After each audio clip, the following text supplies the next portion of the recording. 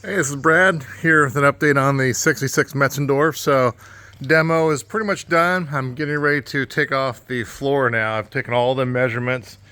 This whole process, you just don't want to tear into something. You want to take as detailed measurements as you can.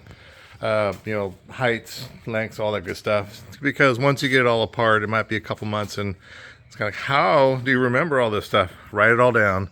So I've got pretty good measurements of all the walls and the openings and all that good stuff. And I also have saved a wall here.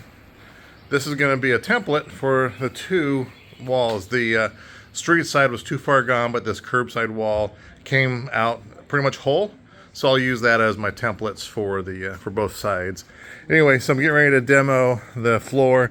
Something to be aware of, a lot of these old campers have asbestos in the floor tiles. You really don't know unless you get it tested. I don't take the time to do that. I just assume all these old campers have asbestos in the floor, either in the mastic or the tiles themselves. These are the 9x9 tiles, so it's highly likely it's in there.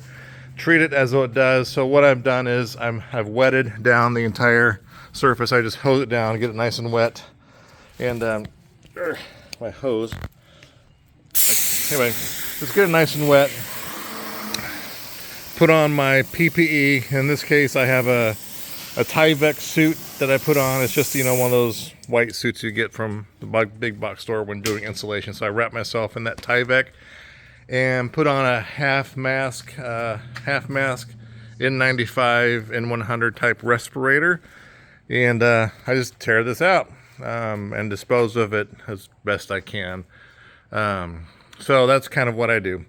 And then I take everything off, take a good shower, and I'm done. And that's the best way I found to mitigate some of that dust issues, if at all. So anyway, just a quick tip for you guys who like messing around with old campers.